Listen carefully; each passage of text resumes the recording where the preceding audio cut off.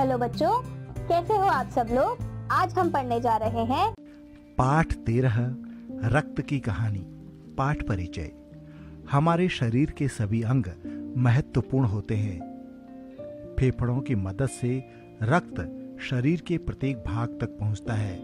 रक्त की कमी मनुष्य को अस्वस्थ बना देती है, जिससे वह बीमारियों से घिर जाता है। आइए अब पाठ को पढ़ते हैं।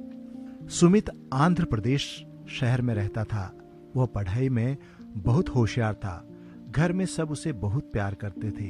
वह हमेशा नई नई चीजों के विषय में जानकारी प्राप्त करने के लिए इच्छुक रहता था।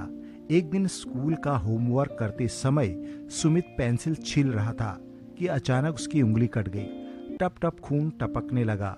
खून देखकर वह चिल्लाने लगा, खून खून। सुमित की दादी दौड़ी हुई आई, प्यार से समझाती हुई बोली, खून निकलने से बहादुर बच्चे डरते हैं क्या। उन्होंने सुमित की उंगली पर दवा लगाई और पट्टी बांधी। सुमित का ध्यान चोट की तरफ से हटाने के लिए दादी ने उसे कहानी सुनाने की सोची। उन्होंने सुमित से एक पहेली पूछी, बहता है पर पानी नहीं, लाल है पर सेब नहीं, जीवन का आधार है, बतलाओ वह क्या है। सुमित ने सोच समझकर उत्तर दिया, खून। दादी ने कहा, हाँ बिल्कुल सही जवाब।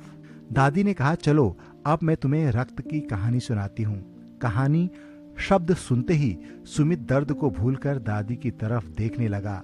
दादी ने बताया, रक्त के दो भाग होते हैं। एक भाग पानी जैसा तरल है जिसे हम प्लाज्मा कहते हैं। दूसरा भाग छोटे बड़े कई तरह के कणों का है जो प्लाज्मा में तैरते रहते हैं। कुछ याद करते हुए सुमित बोला, दादी, विज्ञान की अध्यापिका ने बताया था कि रक्त में कुछ कण लाल होते हैं तो कुछ सफेद, और ये इतने छोटे होते हैं कि हम इन्हें नंगी आंखों से नहीं देख सकते हैं। दादी ने सुमित की पीठ थपथपाई और कहा, हाँ इन्हें माइक्रोस्कोप से ही देख सकते हैं।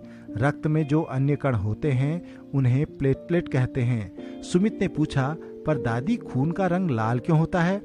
दादी ने उत्तर दिया, खून में लाल कण बहुत अधिक होते हैं। इनका रंग एक पदार्थ के कारण लाल होता है जिसे हम हीमोग्लोबिन कहते हैं। हीमोग्लोबिन का लौह तत्व फेफड़ों से ऑक्सीजन लेकर उसे शरीर के सभी भागों में पहुंचाता है। सुमित ने सिर हिलाते हुए कहा, अच्छा दादी। दादी बोली, अच्छा क्या तुम जानते हो अनीमिया क्या होता है। सुमित ने सिर हिलाकर बोला, नहीं आप ही बताओ ना। दादी ने समझाते हुए कहा, यह एक तरह की बीमारी है जो खून की कमी के कारण होती है। खाने में लौह तत्व की कमी तथा पेट में कीड़े हो जाने से भी यह बीमारी हो सकती है। बात आगे बढ़ाते हुए दादी बोली, सुमित बताओ कि लौह तत्व और विटामिन हमारे भोजन की किन किन चीजों से मिलते हैं। दादी का यह प्रश्न सुमित को बहुत सरल लगा। वह बोला, लौह तत्व हमें सब्जियों जैसे पालक, पत्ता गोभी तथा अंडे और मांस में मिलते हैं। तुमने सही बताया। सुमित, तुम जानते हो ये रक्त कण हड्डी के खोखले भाग में बनते हैं। चोट लगने से जो मवाद निकलता है वह असल में खून के सफेद कण होते हैं। ये हमारे रक्त में ही तैरते रहते हैं और विभिन्न रोगों से लड़ने में शरीर की मदद करते हैं।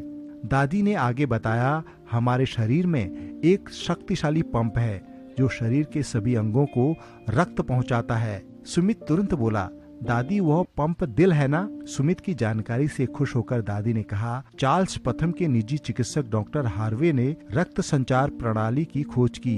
वे इस नतीजे पर पहुंचे कि दिल रक्त को शरीर के भीतर ही चक्रनुमा रास्ते में फेंकता है। इतने में ही दादी की नजर घड़ी पर पड़ी और वह बोली, आज की बात यहीं समाप्त करते हैं। रक्त की इतनी रोचक कहानी सुनकर सुमित बहुत खुश हुआ और अगले दिन की पढ़ाई के लिए स्कूल का बैग लगाने लगा।